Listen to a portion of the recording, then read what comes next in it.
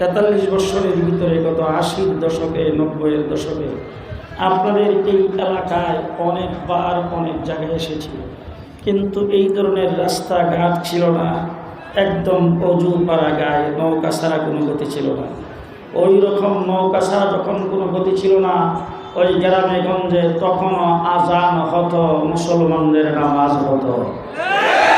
পৃথিবীর মানচিত্রে বাংলাদেশ একটি মুসলমানের দেশ, নিখুঁত মুসলিম দেশ হিসাবে পরিগণিত। পৃথিবীর দ্বিতীয় বৃহত্তম মুসলিম দেশ বাংলাদেশ। আমরা এক সময় ভারত বর্ষের অংশ ছিলাম। 2 নম্বরে জাতিতত্ত্বের ভিত্তিতে যখন দেশ স্বাধীন হয়েছে, আমরা পাকিস্তানের অংশ হিসাবে পূর্ব পাকিস্তান হয়েছি। 71-এ মুক্তিযুদ্ধ করে দেশটাকে আমরা স্বাধীন করে বাংলাদেশ বানিয়েছি। আমাদের গোড়ার ইতিহাস ভালো করে মনে রাখবেন। আমরা কারা? মৌলানা জামালউদ্দিন সাহেবের স্পৃহা কোথার থেকে আসলো? তিনি এত বড় মসজিদ এই গ্রামে এসে, নিউ ইয়র্ক থেকে এই গ্রামে এসে কেন মসজিদ নির্মাণ করছেন, কেন মাদ্রাসা নির্মাণ করছেন, কেন বৎসরে একবার এসে আপনাদেরকে ইসলাহি মজলিসের জন্য রাখেন? ওনার কি সমস্যা, উনি কী জন্য এই কাজগুলি করছেন? অতীতের পুরো ইতিহাস আপনাদের প্রত্যেকটা মানুষের মনে থাকা দরকার। আজকে বেশিরভাগ বাংলাদেশে প্রতিষ্ঠিত হয়ে আলেম ওলামায়ে কেরামের ইতিহাসকে মুছে দিয়েছেন, আলেম ওলামায়ে কেরামের রাজনৈতিক ইতিহাসকে মুছে দিয়েছেন, বিপ্লবী ইতিহাসকে মুছে দিয়েছেন, স্বাধীনতার ইতিহাসকে মুছে দিয়েছেন। আজকে যদি ইতিহাস সাক্ষ্য দিয়েছে, আমরা যদি ইতিহাস গবেষণা করি তাইলে দেখতে পারি পৃথিবীর মানচিত্রে একটা দেশ, সেই দেশটার নাম হলো স্পেন। বর্তমান পৃথিবীর স্পেন, ইউরোপের ভিতরে সেই স্পেনে 800 বছর পর্যন্ত এককালে মুসলমান শাসন করেছে। স্পেনে আল্লামা কুরতুবীর জন্ম হয়েছে। হাজার হাজার মসজিদ সেখানে ছিল, হাজার হাজার মাদ্রাসা ছিল, মুসলমানদের বিশাল বড় বড় লাইব্রেরি ছিল। স্পেন ইউরোপের ভিতরে। আজকে আমার বাংলাদেশের লোকেরা ইউরোপের দিকে তাকায় দেখে ইউরোপের পোশাক আশাক, ইউরোপের শিক্ষা সংস্কৃতি, ইউরোপের কৃষ্টি কালচার দেখে আজকে আমার দেশের লোকেরা বলে ইউরোপ কত উন্নত, আর কত উন্নতি তারা লাভ করেছে, কিন্তু তাদের ইতিহাস জানা নাই। ইউরোপ ছিল জঙ্গল, ইউরোপ কোনো রাস্তাঘাট ছিল না, ইউরোপের মানুষ কাপড় পরা জানত না, ইউরোপের মানুষ পাক করা জানত না, ইউরোপের মানুষ লাতা লতা পাতা খাইতেন, পোকা মাকড় খাইতেন। তাদের মধ্যে কোনো সভ্যতা ছিল না, কোনো কৃষ্টি কালচার ছিল না। সর্বপ্রথম মুসলমানরা ইউরোপে প্রবেশ করে ইউরোপের মানুষকে শিক্ষা সংস্কৃতি শিখায় ভদ্র বানিয়েছে। ইউরোপের ভদ্রতা আমরা শিখেছি। 800 বছর পর্যন্ত ইউরোপ মুসলমান শাসন করেছে। আজকে আমার হাতে ঘড়ি, দেওয়ালে ঘড়ি লাগানো আছে, এই ঘড়ি সর্বপ্রথম মুসলমানরা আবিষ্কার করেছে। আজকে ট্যাপের পানি ব্যবহার করি, সেই ট্যাপ মুসলমানরা আবিষ্কার করেছে। সব স্পেন থেকে আবিষ্কৃত হয়েছে। সেই স্পেন 800 বছর পর্যন্ত মুসলমান শাসন করার পরে স্পেনের ক্ষমতা দখল করেছে ইংরেজ। আমি যাদের সামনে কথা বলতেছি আপনারা জিন্দা আছেন তো? সবাই জিন্দা তো? আপনারা যে ঘুমান নাই, মারা যান নাই, এটা আমার একটু জানায়। 800 বছর পর্যন্ত মুসলমান স্পেন শাসন করার পরে স্পেনের ক্ষমতা দখল করেছেন কে? কে? ব্রিটিশ। ব্রিটিশ কে? ব্রিটিশ। মনে থাকবে তো একটু। এই ভারতবর্ষ 800 বছর পর্যন্ত মুসলমান শাসন করেছে। 800 বছর পর্যন্ত মুসলমান শাসন করেছে। কেমন শাসক? খাজা কুতুবউদ্দিন কাকি রহমতুল্লাহ আলাইহি ইন্তেকাল করেছেন। ইন্তেকালের সময় তার খাদেমকে ওসিয়ত করেছেন, 4টা শর্ত যার মধ্যে পাওয়া যাবে সেই ব্যক্তি যেন আমার জানাজা পড়ায়। 1 নম্বর শর্ত, জীবনে কোনোদিন 5 ওয়াক্ত নামাজের তাকবীরে উলা যা ফরজ হয়নি। 2 নম্বর শর্ত, আসরের সুন্নত কোনোদিন কাজা হয় নাই। 3 নম্বর শর্ত, জীবনে কোনোদিন তাহাজ্জুদ ছুটে নাই। 4 নম্বর শর্ত, তার চোখে জীবনে কোনোদিন কোনো বেগানা নারীর চেহারায় তার চোখ পড়ে না।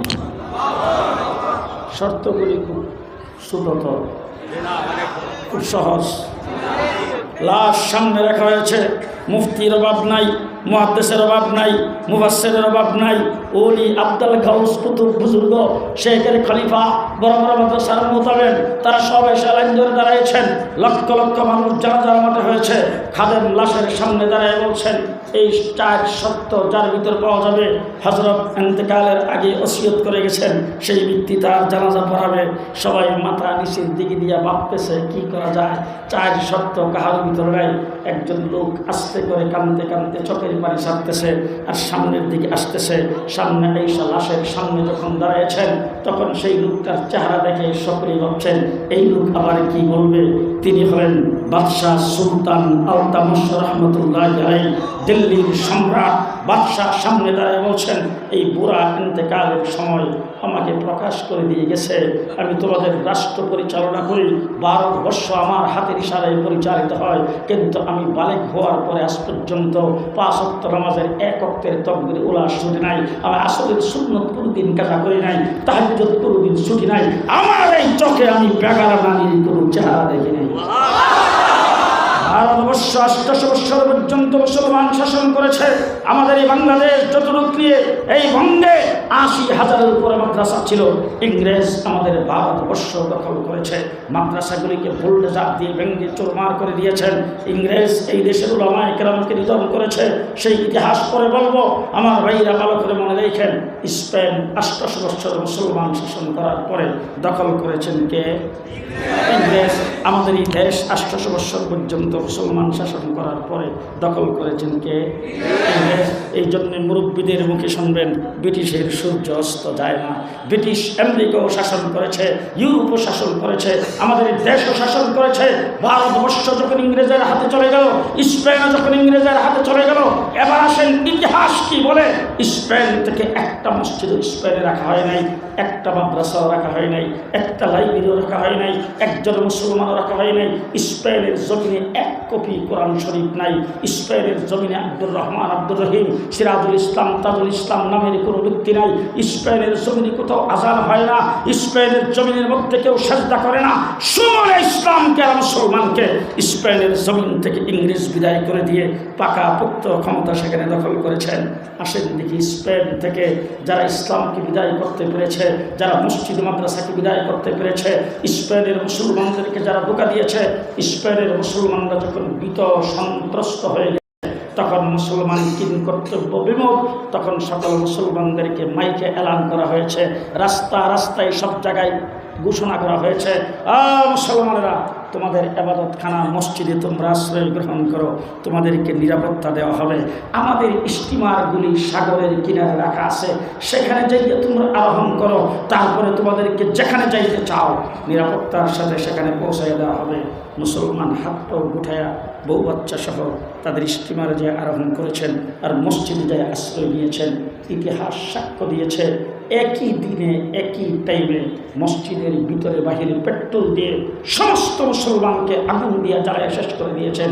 যারা স্টিমারে আরোহণ করেছিলেন, স্টিমারগুলি সাগরের মধ্যখানে নিয়ে নিচ দিয়ে ছিদ্র করে ডুবাইয়া, পানিতে ডুবাইয়া সমস্ত মুসলমানকে হত্যা করেছে। একদিনে লক্ষ লক্ষ মুসলমানকে হত্যা করে তারা উল্লাস করেছিল। ওই দিন থেকে এপ্রিল মাসের 1 তারিখকে এপ্রিল ফুল আনন্দের দিন হিসাবে ইংরেজ পালন করে। আমার দেশে মুসলমান স্কুল কলেজে পড়ুয়া তারাও এপ্রিল ফুল পালন করে।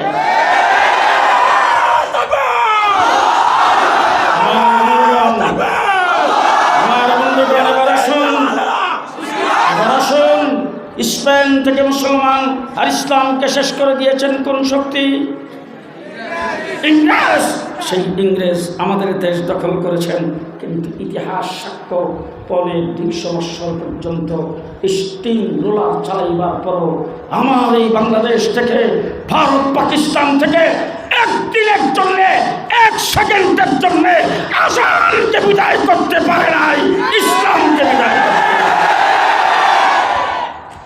এইটুক কথাই আমার শেষ। যদি এটা বুঝে আসে মৌলানা জামালউদ্দিন সাহেবের পরিচয় বুঝে আসবে, এইটা বুঝে আসলে মৌলানা মাহমুদুল হাসানের পরিচয় বুঝে আসবে, এইটা বুঝে আসলে বেফাকুল মাদারিস বুঝে আসবে, এইটা বুঝে আসলে হাইয়াতুল কুরিয়া বুঝে আসবে, এইটা বুঝে আসলে দারুল উলুম দেওবন্দ বুঝে আসবে, এইটা বুঝে আসলে আল্লামা আহমদ শফির আন্দোলনের সংগ্রাম বুঝে আসবে, এইটা বুঝে আসলে জুলাই বাবনগরীর সংগ্রাম বুঝে আসবে, এইটা বুঝে আসলে শাইখুল হাদিস মুফতি আমিরের সংগ্রাম বুঝে আসবে।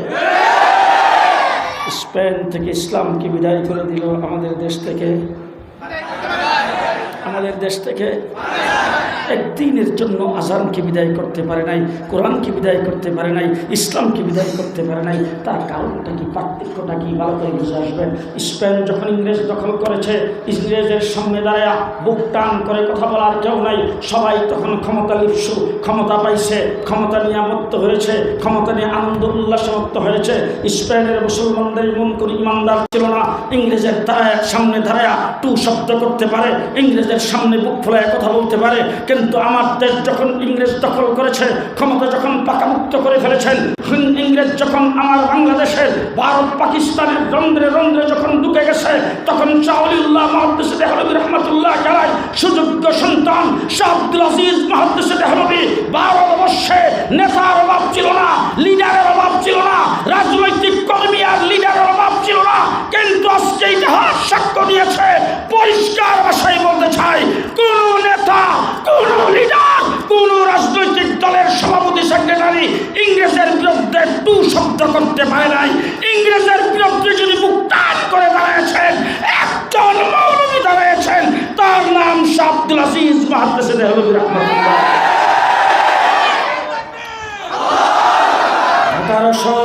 1802 খ্রিস্টাব্দে 1802 খ্রিস্টাব্দে শাহ আব্দুল আজিজ মুহাদ্দিস দেহলভী রাহমাতুল্লাহ আলাইহি দিল্লির জামে মসজিদের মিম্বরে উঠে বিশ্ব মুসলিমকে আহ্বান করেছেন, বিশেষ করে ভারতবর্ষের মুসলমানকে ডাক দিয়ে বলছেন, হে ভারতবর্ষের মুসলমানেরা, তোমরা পরাধীন হয়ে গেছো, শত্রু কবলিত দেশ তোমাদের দেশ। এই শত্রুদের কাছ থেকে দেশকে স্বাধীন করার জন্য প্রত্যেকটা মুসলমানের উপরে মুক্তিযুদ্ধ করা ফরজ।